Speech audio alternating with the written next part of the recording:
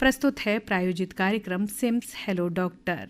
आज का विषय है सर्दियों में बच्चों की देखभाल। विशेषज्ञ हैं doctor Riten Goyal, city institute of medical science, SIMS, Mathura. श्रोताओं नमस्कार, एक बार पुनः स्वागत आपका अपने इस विशेष कार्यक्रम में जिसका नाम है सिम्स हेलो डॉक्टर।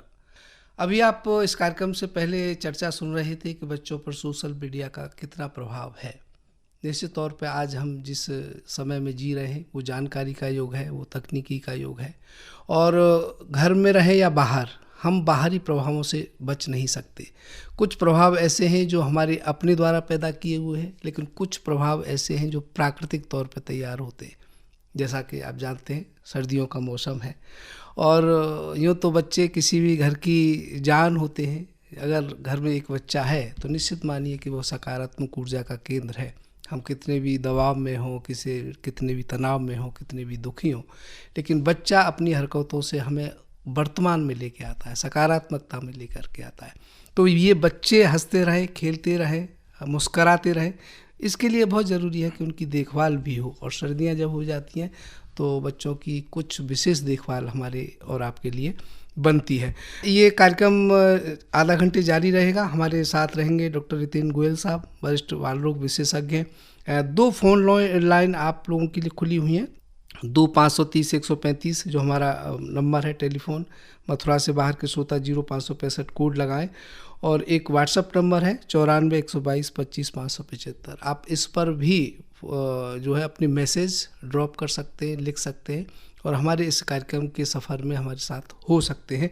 आपके फ़ोन कॉल आए और आपकी मैसेज आए उससे पहले मैं डॉक्टर साहब का स्वागत करता हूं। डॉक्टर साहब नमस्कार हमारे इस कार्यक्रम में।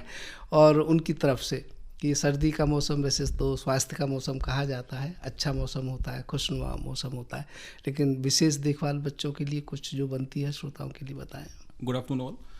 सर्दी का मौसम वैसे तो स्वस्थ रहता है, लेकिन सर्दी में हमको कुछ बेसिक प्रिकॉशन बच्चों के लिए लेने चाहिए। जैसे सबसे पहला है कि क्लॉथिंग प्रॉपर होनी चाहिए, क्योंकि दिन में गर्मी रहती है, रात में और सुबह सर्दी रहती है, तो मल्टीपल लेयर क्लॉथिंग होनी चाहिए। जैसे सिर में कैप हो गया, अंदर जो हम कपड़े पहनते हैं तो अंदर जैसे इनर होना चाहिए, उसके ऊपर स्वेटर, देन जैकेट ऐसी होनी चाहिए कि जो आपकी वाटरप्रूफ टाइप की हो, जिससे कि आपका मॉइस्चर वगैरह अंदर ना जाए। सपोज मानो दिन में गर्मी लगती है तो कपड़े हल्के कर लिए, रात में सर्दी होती है तो कपड़े उस हिसाब से मल्टीपल लेयर पहनेंगे तो गर्माई प्रॉपर बनी रहती है। सॉक्स पहनने चाहिए, बिना कैप के बाहर नहीं निकलना चाहिए। तो एक तो हमारा एक क्लॉथिंग हो गई। दूसरा आता है न्यूट्रिशन। तो हमको अपनी इम्यूनिटी बढ़ाने के लिए जैसे सिट्रस फ्रूट्स है, विटामिन सी, विटामिन डी जिनके अंदर होता है, उनका सेवन करना चाहिए। जैसे संतरा है, इस समय संतरा अच्छा आ रहा है, चुकंदर, पालक, आंवला, ये भी विटामिन सी से भरपूर होते हैं, प्लस हीमोग्लोबिन बढ़ाते हैं, स्वास्थ्य के लिए बढ़ते रहते हैं। कुछ हम जैसे घर में हर्बल ड्रिंक पी सकते हैं, जैसे नींबू का और शहद का गुनगुना पानी में मिला के पी सकते हैं उसको आप। शहद, काली मिर्च का नियमित सेवन कर सकते हैं। ठीक है, हर्बल टी रेडीमेड्स आती हैं, हर्बल टी को ले सकते हैं। थर्ड चीज़, हमको सर्दी में प्यास कम लगती है, लेकिन हमको पानी भरपूर मात्रा में पीना चाहिए, क्योंकि सर्दी में स्किन ड्राई हो जाती है, हमारे नाक के सिक्रीशंस, फेफड़े के सिक्रीशंस होते हैं वो सूख जाते हैं। अगर हम पानी अच्छा पियेंगे तो बॉडी की इम्यून सिस्टम बेटर रहेगा, बॉडी में ब्लड का फ्लो अच्छा बना रहेगा।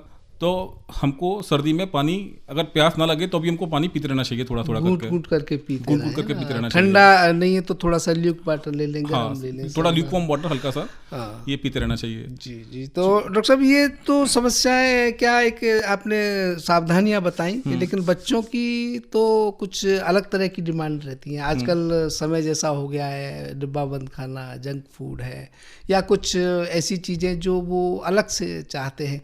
तो फिर एक माँ बाप के लिए बड़ी जिम्मेदारी होती है परिवार के लिए कि भाई हमें आधुनिकता में भी रहना है, लेकिन वो जो परिवार की हमारी पाकशाला है, जो दादी नानी की जो नुस्खे, उनको कुछ नए तरीके से खिलाते रहे उसमें, क्योंकि एक आपने कहा इम्यूनिटी समय थोड़ा डाउन हो जाती है, तो बनी रहे तो खान पान का बहुत विशेष। बिल्कुल सर, खान पान का बिल्कुल रोल रहता है। जो जंक फूड्स होते हैं मोस्टली मैदा के बने होते हैं, इसमें प्रिजर्वेटिव्स होते हैं जो पेट को खराब करते हैं, जिससे उल्टी दस्त होने का चांस रहता है, पॉटी टाइट आती है, कॉन्स्टिपेशन बना रहता है, प्लस वो वेट ज़्यादा बढ़ा देते हैं क्योंकि फाइबर्स नहीं होती है उनके अंदर, तो वेट बढ़ता है। वेट बढ़ना अपने आप एक समस्या है। छोटे बच्चों को खर्राटे आना, बार बार पेट का इन्फेक्शन होना, ठीक है, और हाँफना, उनकी एनर्जी नहीं रहती है।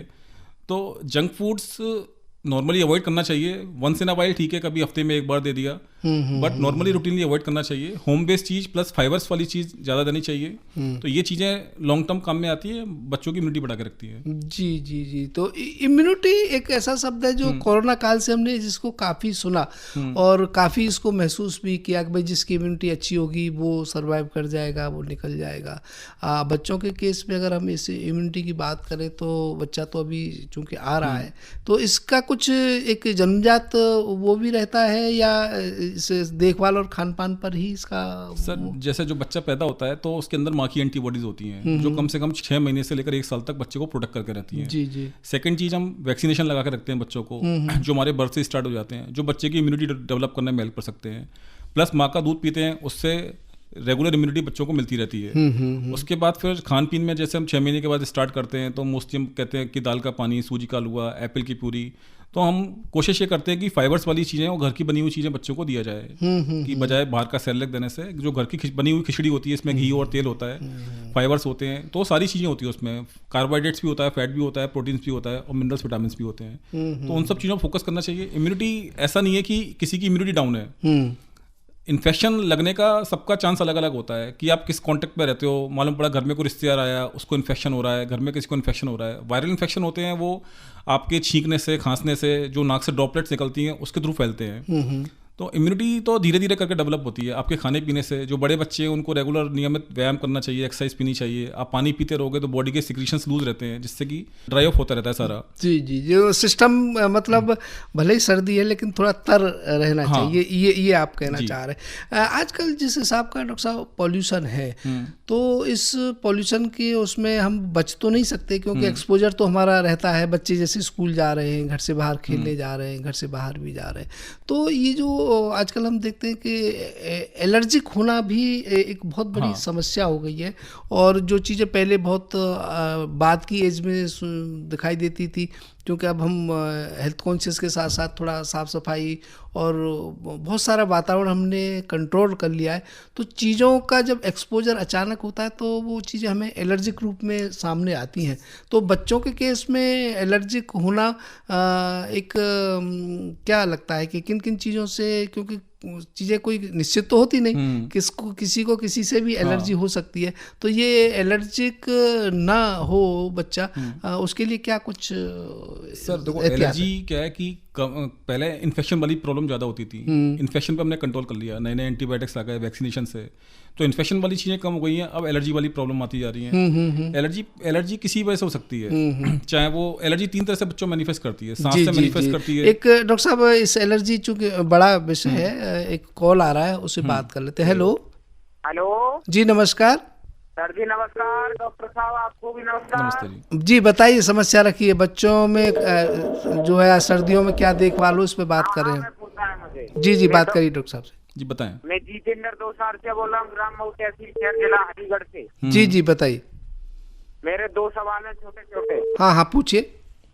पहला सवाल मेरा ये है, अब ठंड का पीरियड आ गया है, अब डॉक्टर साहब आप ये बताइए सावधानी क्या करना पड़ेगा? जी जी। और दूसरा सवाल मेरा ये है, जैसे माताओं के दूध से ठंडा खाती हैं, ये सर्दी हो जाता है, कि ये भी संबंध रिलेटेड होता है या सही है? ये मैं आपके दोनों सवालों का जवाब देता हूँ। हाँ, सुनिए। पहला सवाल कि बच्चों को स्वस्थ कैसे रखा जाए सर्दी में, तो बचाने का तरीका यही है कि प्रॉपर कपड़े पहना के रखो, टोपी पहना के रखो, दस्ताने मोजे पहना के रखो और मल्टीपल लेयर कपड़े पहना के रखो बच्चों को, ठीक है। दूसरा, उनके अंदर पानी की कमी ना हो, उनको प्रॉपर पानी पिलाते रहें। घर की बनी हुई ड्रिंक जैसे नींबू शहद का पानी गुनगुना टाइप का, ठीक है, और शहद, काली मिर्च, अदरक का रस, ये थोड़ा उनको पिलाना सिखाएं। दूसरा सवाल ये है कि आपका और उनका वैक्सीनेशन पूरा रखें, जो वैक्सीन वगैरह गवर्नमेंट लगाती है वो उनका पूरा होना चाहिए। बाकी सेकंड क्वेश्चन आपका है कि माँ के दूध से कभी भी कोई इन्फेक्शन नहीं होता। माँ के दूध में एंटीबॉडीज होती हैं जो बचा के रखती हैं। सपोज माँ को सर्दी हो रही है तो एक प्रिकॉशन रहता है कि वो अपने हाथ बार बार वॉश करें बच्चे को छूने से पहले। दूसरा, जब दूध पिलाती हैं तो नाक पे कोई रुमाल या चुन्नी बांध दें, जिससे कि नाक से इन्फेक्शन डायरेक्ट बच्चे को ट्रांसमिट ना हो। माँ के दूध में तो एंटीबॉडीज आती है, क्योंकि माँ को इन्फेक्शन होगा तो उसकी एंटीबॉडीज दूध के थ्रू बच्चे के अंदर ट्रांसफर होती है, वो उसको प्रोटेक्ट करके रखती हैं। जी जी। डॉक्टर साहब, 2 प्रश्न इस बीच में हमारे व्हाट्सएप से मिले हैं। एक है चमरोहा जिला संभल से, ब्रजेश सिंह लिखते हैं कि बच्चे को लगातार खांसी रहती है और गले में सकड़ सकड़ की सी आवाज़ आती है, घरेलू उपचार से कुछ आराम तो मिलता है लेकिन पूरी तरह ठीक नहीं हो पाते इसमें। इसका जवाब ये है कि जिन बच्चों को खांसी रहती है और सकड़ सकड़ दोनों अलग अलग चीज़ें हैं। जैसे छोटे जो बच्चे होते हैं 1 साल तक की उम्र के, उनकी नाक का रास्ता छोटा होता है, तो नाक मोस्टली बंद रहती है, सकड़ सकड़ आवाज़ करते रहते हैं। तो उसके लिए मार्केट में नॉर्मल सलाइन जो नमक का पानी होता है उसकी ड्रॉप्स आती हैं, उससे हम डाल के साफ़ कर सकते हैं। बाकी घरेलू उपचार में सबसे अच्छा तरीका रहता है कि बच्चा स्टीम यानी गर्म पानी की भाप बिना कुछ डाले अगर दिन में 2 बार ले लेता है तो ये एक बहुत अच्छा काम करता है नाक को साफ़ करने के लिए और खांसी हटाने के लिए। बाकी घरेलू उपचार में शहद, काली मिर्च, अदरक, लेमन, जिंजर का पेस्ट, ये सब चीज़ें हम दे सकते हैं। ठीक है, मुलेठी आती है, बड़ा बच्चा है वो चूस सकता है उसको। तो घरेलू उपचार में तो यही सब चीज़ें रहती हैं। जी जी। एक कॉलर और है हमारे साथ। हेलो जी, नमस्कार, बताइए। हेलो। हाँ, अपना शुभ नाम बताइए और डॉक्टर साहब से बात करिए। हाँ जी, बताइए सर। आपकी आवाज़ आ रही है। ये हॉस्पिटल कहाँ पड़ता है? ये सिम्स हॉस्पिटल कौन सी जगह पे है? ये आपका जो गोवर्धन चौराहे से जाते हैं दिल्ली की तरफ तो पड़ेगा आपका, और NH पर है, NH 19 पर। ठीक है सर, समस्या कोई हो तो पूछिए। चलिए। अरे वो नंबर लगाना, नंबर नहीं है, ये आकाशवाणी से हम बात कर रहे हैं तो चलिए आप बता दिया, आपको पता। इसी बीच में डॉक्टर साहब, एक गंज डुंडवारा यूपी से एक मास्टर खिल्लू परवेज और बेगम इमरान नाज कर रही है हमको ये जानकारी। जिन बच्चों को सर्दियों में पसलियाँ चलती हैं उनके लिए उपचार बताएं। पसली चलने का मतलब होता है कि उनके लंग्स जो हैं, फेफड़े, वो बहुत ज़्यादा रिस्पॉन्सिव हैं कि हल्की सर्दी लगी उनमें सूजन आ जाती है, और जब एक बार सूजन आती है तो उसको ठीक होने में 5 से 7 दिन लगते हैं। अगर सूजन आ रही है तो आपको डॉक्टर से मिलना पड़ेगा, उसके लिए ट्रीटमेंट होता है, दवाइयाँ भी होती हैं, प्लस जो हम भाप देते हैं नेबुलाइजर, वो हेल्प करता है। अभी डिपेंड करता है कि पसली कितनी बार चल रही है। अगर साल में 3 से 4 बार पसली चल रही है तो एक नॉर्मल ट्रीटमेंट 5-7 दिन का देकर हम ठीक कर देते हैं। अगर ये पसली नियमित चलती है कि हर 15 दिन में, महीने भर में, तो उसके लिए फिर अलग ट्रीटमेंट होता है जो कि कम से कम 1 साल से 2 साल के लिए चलता है। उससे काफ़ी हद तक जो उनकी एलर्जी है वो डाउन हो जाती है और बच्चे के जो एपिसोड्स हैं जो बार बार हो रहे हैं वो कम हो जाते हैं। तो ऐसे केस में कि जो रिपीटिशन हो रहा है डॉक्टर साहब, चाहे घरेलू उपचार से आराम पड़ा हो चाहे खाने से पड़ा हो, लेकिन बार बार समस्या हो रही है, तो फिर क्या एक थोरो चेकअप बनता है? एक अच्छे डॉक्टर, एक अच्छे हॉस्पिटल में जाएं और दिखाएं। उसमें बहुत सारी चीज़ें, कई बार हमको देखना पड़ता है टीबी तो नहीं है बच्चे को, निमोनिया तो नहीं बन रहा। कोई निमोनिया और पसली चलना दोनों अलग अलग चीज़ होती है। जी जी। निमोनिया में तो इन्फेक्शन होता है, फेफड़े हार्ड हो जाते हैं। पसली चलने में फेफड़े में सूजन आ जाती है। तो उन सब का डायग्नोसिस पहले बनना चाहिए, क्या चीज़ है, उस हिसाब से उनका ट्रीटमेंट है। तो उसके लिए एक बार मिलना ज़रूरी है, आप डॉक्टर से मिलें तो उसके बाद जांच कराएं, मतलब एक अंदाजा न लगाएं, तो एक बेहतर उपचार के लिए एक बेहतर उसका रास्ता बन जाए, जांचें हो जाए तो ज़्यादा ठीक है। आपने निमोनिया की बात की, तो इन दिनों में सर्दियों में निमोनिया एक अक्सर आम समस्या हो जाती है, तो किन कारणों से होता है इसमें थोड़ा सा? Sir, pneumonia basically infection, pneumonia का मतलब इन्फेक्शन कि आपके फेफड़े में इन्फेक्शन हो गया है। अब ये बैक्टीरिया से हो सकता है, वायरस से हो सकता है। अब निमोनिया की परिभाषा भी अलग है। एक नॉर्मल आदमी के लिए अगर हल्का सर्दी जुकाम है, खांसी हो रही है, वो भी निमोनिया है। निमोनिया को आइडेंटिफाई करने के लिए उसमें देखना पड़ेगा कि उसको फीवर है या नहीं है, उसके एक्सरे में कुछ चेंजेस आ रहे हैं या नहीं आ रहे हैं, उसके हिसाब से ट्रीटमेंट होता है। नॉर्मल सर्दी जुकाम खांसी को हम निमोनिया नहीं बोल सकते। जी जी जी जी। उसमें मतलब इन्फेक्शन है तो निमोनिया है जी। अगर सामान्य जुकाम खांसी है तो हाँ, वो निमोनिया नहीं है, वो एक सिंपल सर्दी है जो कि सीजनल होती है, मौसम चेंज होने के साथ में। फोन आ रहा है डॉक्टर साहब, बात कर लेते हैं। हेलो जी, नमस्कार। जी नमस्कार डॉक्टर, नमस्कार। हाँ, बात करिए डॉक्टर साहब से, पूछिए, प्रश्न पूछिए अपना। जी, मैं ये पूछना चाहता हूँ सर कि ठंडे के मौसम में बच्चों जो हैं, हेलो, हाँ, सुनने आपकी आवाज सुन। सर्दियों के मौसम में मेरे यहाँ जो है 2 साल से 7 साल के बच्चे हैं। हाँ, तो इसमें क्या है, गाय का दूध रोज सुबह शाम जैसे सेवन कर रहे हैं। गाय का दूध? हाँ जी जी। तो इसमें कोई दिक्कत तो नहीं है, कोई प्रॉब्लम, एलर्जी वगैरह होने का कोई संभावना तो नहीं है बच्चों? सर, एलर्जी अगर होती है तो वो शुरू से हो जाती है ना। दूध के लिए तो हम ये बोलते हैं कि जो दूध आपका बच्चा आसानी से पचा ले वो दूध आपके बच्चे के लिए बेस्ट है, चाहे वो गाय का हो, चाहे बकरी का हो, चाहे भैंस का हो, ठीक है, या माँ का हो। अब 5 साल का बच्चा है तो आप कोशिश करें कि दूध उसको कम से कम दें, दिन में 1 या 2 बार। खाने पे फोकस करें। अगर दूध ही दूध पे रखेंगे तो उसमें खून की कमी भी होती जाएगी, ना उसका वजन बढ़ेगा। अगर दूध से एलर्जी होगी तो वो शुरू से ही होती है, ऐसा नहीं है कि 5 साल पे आकर दूध से एलर्जी हो जाएगी। तो मुमकिन है अब हर बीमारी का इलाज। सिम्स मथुरा का एकमात्र ऐसा चिकित्सा क्षेत्र जहां आपको मिलेंगी भरपूर सुविधाएं। 200 बेड का एक ऐसा आलीशान अस्पताल जहां मरीज आने पर नहीं किया जाता कहीं और रेफर। मेडिकल की हर सुविधा से सजा हुआ सिम्स हॉस्पिटल जहां आपको मिलेंगे एक से एक विशेषज्ञ। आधुनिक सुविधाओं से युक्त हॉस्पिटल जो रहता है अपनी मरीज की सेवा में सदैव तत्पर। Cardiology, neuro surgery, gastro surgery, plastic surgery, critical care and pain management, ये सारी सुविधाएं मिलेंगी आपको एक ही छत के नीचे। वर्ल्ड नंबर 1 पैथोलॉजीज के साथ सिम्स हॉस्पिटल आप सभी की सेवा में सदैव तत्पर। National highway 19 Masani road near Shri Radha valley, Mathura. तो एलर्जी होना मतलब एक है तो समस्या, लेकिन वो शुरुआत में ही हो जाती है, डॉक्टर साहब ने जैसा बताया। बाकी दूध से कम ही होती है, और फिर भी ऐसी अगर वो लगती है आपको तो एक जांच वाच करा लें। अगला प्रश्न, एक कॉलर और है। हेलो। हाँ जी नमस्कार, नाम बताइए और अपनी समस्या बताइए। नमस्कार जी, मेरा नाम चंद्रभान है सर। मेरी ये शिकायत है सर, हमारा एक साल भर का बच्चा है, उसके कान में फरे रहती है सर। जी जी, ये आपने अच्छा प्रश्न उठाया, डॉक्टर साहब बता रहे हैं। देखो, सर बहने का जो रीज़न होता है कान से मवाद आने का, उसमें बहुत सारी चीज़ें होती हैं। बच्चा बोतल से दूध पीता है, बच्चा लेट के दूध पीता है, बच्चे के टॉन्सिल्स या एडिनोइड्स पड़े हुए हैं जो गले में ग्लैंड्स होती हैं, तो ऐसे केस में कान बहने का चांस रहता है। जिन बच्चों को लगातार सर्दी जुकाम बना रहता है या जो बोतल से दूध पीते हैं, लेट के दूध पीते हैं, उनमें बहने का चांस रहता है।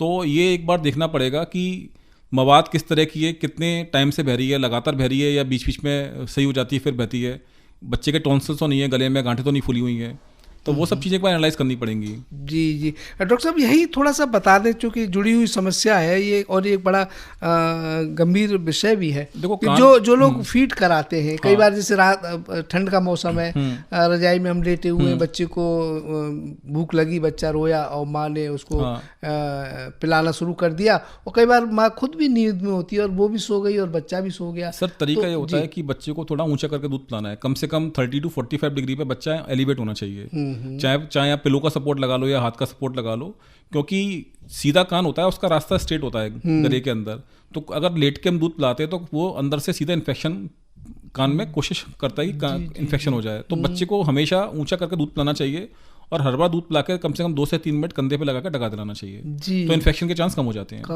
हैं उसमें। और जब हम बच्चे की देखभाल करते हैं, दिन में नहलाना है, धुलाना, तो थोड़ा सा क्या उसकी देख ले कि कान में कुछ ऐसा वो है तो नहीं, या एक अच्छे डॉक्टर कोई सर कान में एक्चुअली जैसे मशीन से देखते हैं ऑटोस्कोप से, अंदर का पर्दा अपनी आंखों से नहीं दिखेगा हमको, उसके लिए हमें ऑटोस्कोप से देखना पड़ता है, तभी दिखता है कि पर्दे से मवाद आ रहा है। तो सबसे बेहतर तरीका है कि हम कम से कम अगर सजग हैं तो बैठ के पिला लें और ऊंचा करके बच्चे को थोड़ा सा सिर होना चाहिए। इसमें बच्चों के साथ कई बार पेट दर्द की भी समस्या होती है, 2 दर्द कान के और पेट के, ये बड़े आम है। तो सर पेट दर्द का मैं जो बताऊं, मेरा जो अपना एक्सपीरियंस है, 95% केस जो होते हैं वो कॉन्स्टिपेशन के होते हैं।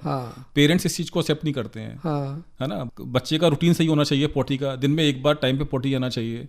जो बच्चे कभी सुबह जाते हैं, कभी शाम को जाते हैं, कभी 2 दिन नहीं जाते हैं, या गए और होके आ गए, हर बार खाने के बाद जा रहे हैं। अब पेरेंट्स देखते नहीं है बच्चों को वॉशरूम में कितनी पोटी कर रहा है, पोटी की कंसिस्टेंसी कैसी है, हार्ड आ रही है, टाइट आ रही है।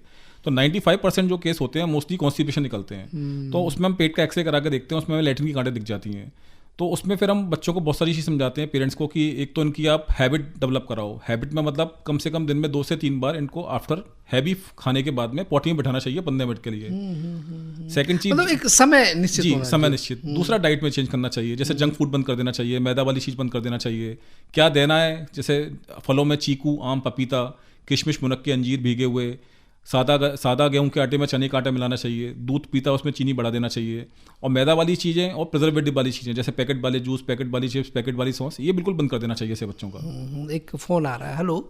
हेलो। हाँ नमस्कार। नमस्कार सर जी बताइए, समस्या बताइए, अपना नाम बताइए, समस्या बताइए। मेरा नाम धर्मेंद्र शर्मा है। मेरी समस्या ये है कि मेरा बेटा है 2.5 साल का, उसकी एक सीधी आँख, उल्टी आँख में से शाम होते होते पानी निकलने लगता है। जी देखो, आँख से पानी निकलने का रीज़न होता है कि एक हमारे आँख में आंसू की डक्ट होती है जो हमारे आँखों के आंसू को नाक के अंदर ले आके पेट में ले जाती है। कई बार वो ब्लॉक हो जाती है, चाहे वो कीचड़ की वजह से हो या जैसे काजल लगाते हैं या इन्फेक्शन की वजह से हो। तो उसकी वजह से क्या होता है कि जो आंसू नॉर्मली बनते रहते हैं आँख के अंदर, वो पेट में, नाक के थ्रू पेट में नहीं जाके बाहर निकलने स्टार्ट हो जाते हैं। दूसरा, कई बार बच्चों को थोड़ी एलर्जी होती है कि ठंडी हवा लगी और पानी आना स्टार्ट हो गया। तो ये चीज़ ट्रीटेबल है, इसको हम ट्रीट कर सकते हैं। अभी घर में देसी तरीके में तो आप ये कर सकते हो, बस सुबह सुबह ठंडे पानी से इसकी आंखें धोना स्टार्ट करो, है ना। बाकी तो फिर इसको देखना पड़ेगा कि इसकी जो नली है वो आंसू वाली ब्लॉक है या कोई इन्फेक्शन इसको हो रहा है या एलर्जी हो रही है। जी जी।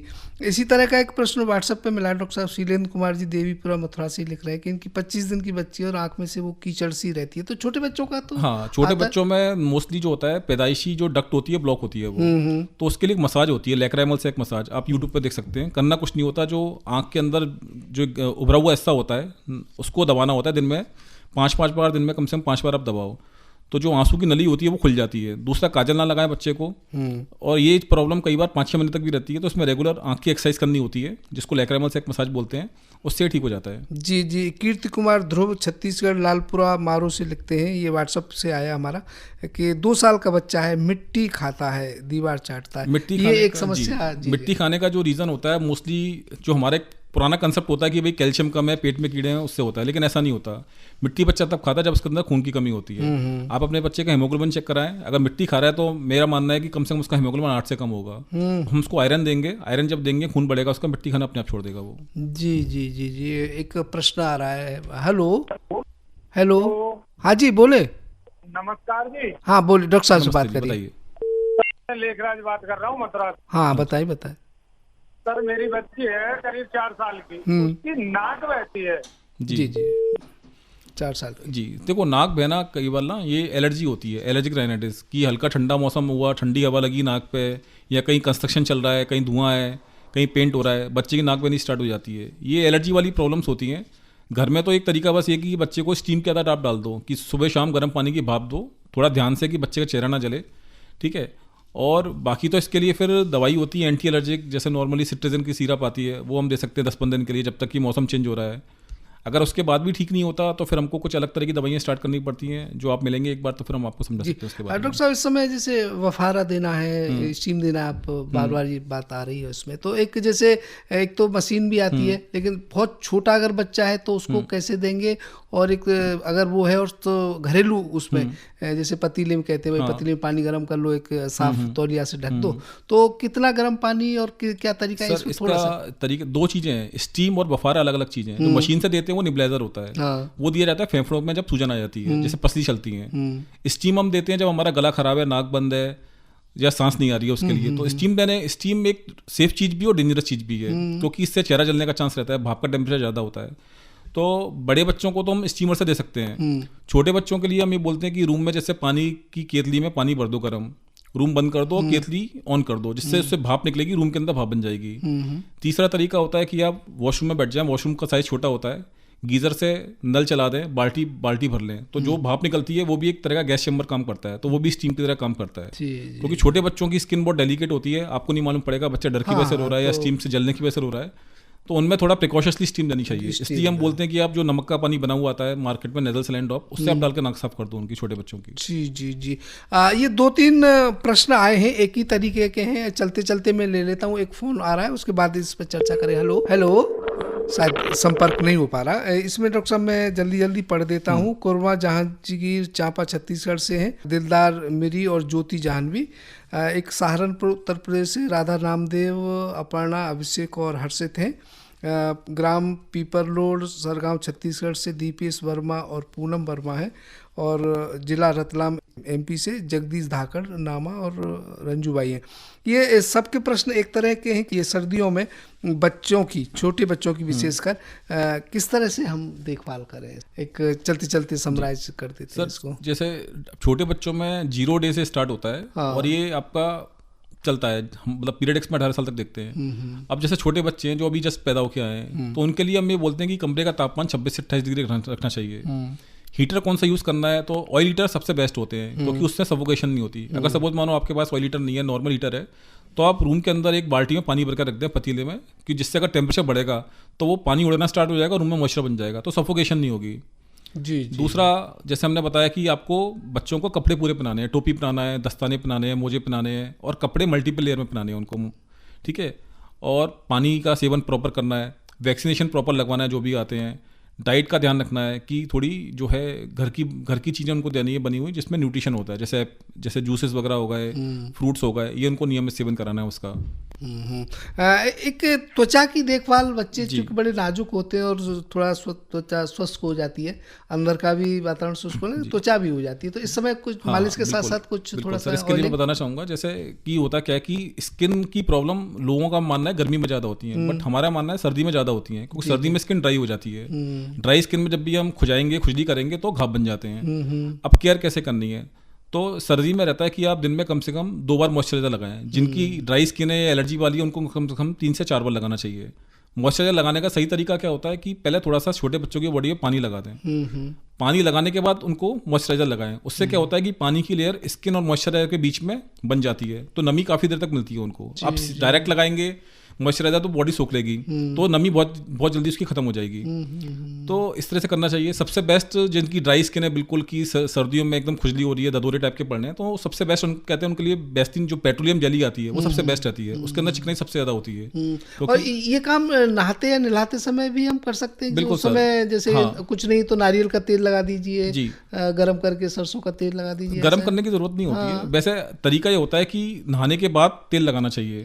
सूखी बॉडी पे तेल लगाने से एब्जॉर्ब हो जाता है। बच्चों के लिए सबसे बेस्ट जो होते हैं नारियल का तेल, जैतून का तेल या बादाम का तेल, ये सबसे बच्चों के लिए बेस्ट होते हैं। ये इनकी स्किन के लिए हेल्दी रहते हैं। जी, जब हम धूप में नहला रहे हैं बच्चे को तो लगा दें, उसमें कर दें। तो चलते चलते चीज़ें तो ज़्यादातर हो गई हैं। एलर्जी की हमने बात की, एक हम थोड़ा सा ब्रोंकाइटिस और इसके बारे में और जानना चाहेंगे कि जो काली खांसी वगैरह इसमें रहती है, तो बच्चों में इसको भी थोड़ा सा। सर ब्रोंकाइटिस बेसिकली फेफड़ों का इन्फेक्शन ही एक अलग तरह का होता है, जिसमें कुकर खांसी टाइप की हो जाती है। तो ये बेसिकली सूजन आ जाती है फेफड़ों के अंदर। अब सूजन का तरीका ये कि इसमें हमको कुछ दवाइयाँ देनी होती हैं। अब जो निबलाइजर का रोल है वो इसमें आता है, जो मशीन से निबलाइज कराते हैं, क्योंकि उसमें जो कुछ दवाइयाँ होती हैं जो उसकी स्वेलिंग को कम करता है। बाकी स्टीम का डेफिनेटली हर चीज़ में रोल रहता है। थोड़ा थोड़ा गुनगुना पानी पी सकते हैं, शहद का सेवन कर सकते हैं, काली मिर्च डाल के जो नॉर्मल रहता है, जिंजर वगैरह डाल के। चलते चलते जो छोटे बच्चे हैं जो 6 महीने से पहले के, उनकी फीडिंग के बारे में थोड़ा सा कुछ। सर फीडिंग कायदे से तो बच्चों को 6 महीने से माँ का दूध देना चाहिए। माँ का दूध ही रहे। अगर किसी कारणवश माँ का दूध नहीं आता या वर्किंग मदर है तो दूध निकाल के रख सकते हैं, क्योंकि जो माँ का दूध है वो 24 घंटे तक फ्रिज में हम रखते हैं, सेफ रहता है, उसको यूज़ कर सकते हैं। अदरवाइज तो दूध तो हम कोई भी दे सकते हैं जो बच्चा दूध आसानी से पचा ले। जी। पानी का ये रहता है कि 6 महीने से पहले गाय के दूध में कोई पानी नहीं मिलाना होता। अगर भैंस का दूध देते हैं तो उसमें 3/4 दूध 1/4 पानी मिला सकते हैं, और 6 महीने के बाद किसी भी दूध में कोई पानी नहीं मिलाना होता। जी। तो ये छोटी छोटी बातें हैं सर्दी के मौसम में बच्चों की देखभाल। तो यूँ तो बच्चों की देखभाल हर मौसम में बनती है, लेकिन यही है कि सर्दी से बचा के रखना है, ताज़ा खाना देना है, गर्म अपने हिसाब से खिलाना है, फीडिंग कराते समय आपको ध्यान रखना है। मल्टी लेयर कपड़ों की डॉक्टर साहब ने बात की कि भाई कई लेयर कपड़े हमें पहनाने के, जैसे धूप हो रही है तो एक कप लेयर उतार दें फिर आप उसको रखें, लेकिन एकदम एक्सपोजर नहीं होना चाहिए कि बहुत गर्मी से सर्दी में और सर्दी से गर्मी में नहीं आना चाहिए। बाकी जो चीज़ें बताई हैं अगर उनका हम ध्यान रखेंगे तो निश्चित तौर पर हम सर्दियों के मौसम में बच्चों के स्वास्थ्य के बारे में हम कर सकते हैं। चलते चलते एक प्रश्न और आ गया है डॉक्टर साहब, 12 माह का बच्चा है, दांत निकल रहा है, तबीयत ठीक नहीं रहती, तो 12 माह का है। अच्छा, अनिरुद्ध बाबू ये है लिख रहे हैं इसमें। देखो दांत निकलने का एक हमारे समाज में एक अलग चीज़ है कि जो भी दांत निकलते हैं हम सारा दोष दांत पे देते हैं कि बुखार आ रहा है दांत की वजह से, बच्चा चिड़चिड़ा रहा है दांत की वजह से। दांत निकलने की वजह से हमारे मसूड़ों में थोड़ी सुरसुराहट होती है, जिसकी वजह से बच्चा हर चीज़ को मुंह में डालता है, चाहे वो कपड़ा हो, कीड़ा मकोड़ा, जूता चप्पल कुछ भी हो, मुंह में डालता है, उससे इन्फेक्शन होता है, उसको इचिंग हो रही है। तो जब भी दांत निकलते हैं तो हमको सफाई का ध्यान रखना है, नाखून काट कर रखें, उनके खिलौनों को वॉश कर दें, है ना, चप्पल जूते या जो भी ऐसी चीज़ें बच्चों की जो रीच में आती है उनको थोड़ा ऊपर रखें कि बच्चे उनको इजीली मुंह में ना ले लें। तो दांत निकलने में इन्फेक्शन, और बाकी लगाना क्या है तो जो सिंपल ग्लिसरीन आती है उसको हम दांत पे लगा सकते हैं, वो एक सूदनिंग रहती है जो दांतों की सुरसराहट को कम करती है। शायद हम लोग बोलते हैं 2 साल तक बच्चों को नहीं देना चाहिए। जी। चलिए ठीक है डॉक्टर साहब, आपने जो बातें बताई हमें निश्चित तौर पर हमें लगता है कि परिवारों में जो पेरेंट्स हैं जिनकी छोटे छोटे बच्चे जिन्होंने फ़ोन किया, जिन्होंने जानकारी ली, वो इन पर अमल करेंगे और एक स्वस्थ और अच्छा बच्चा समाज को मिले इसका प्रयास करेंगे, क्योंकि अच्छा बच्चा ही समाज को आगे अच्छी जीवन दे सकता है। आप आए और जानकारी दी, इन प्रश्नों के साथ, इन समस्याओं के साथ लोगों के साथ जुड़े, इसके लिए आपका बहुत बहुत धन्यवाद। नमस्कार। नमस्ते। अभी आप सुन रहे थे प्रायोजित कार्यक्रम सिम्स हेलो डॉक्टर। विषय था सर्दियों में बच्चों की देखभाल। विशेषज्ञ थे doctor Riten Goyal, city institute of medical science SIMS Mathura. इस कार्यक्रम के प्रायोजक थे city institute of medical science SIMS Mathura.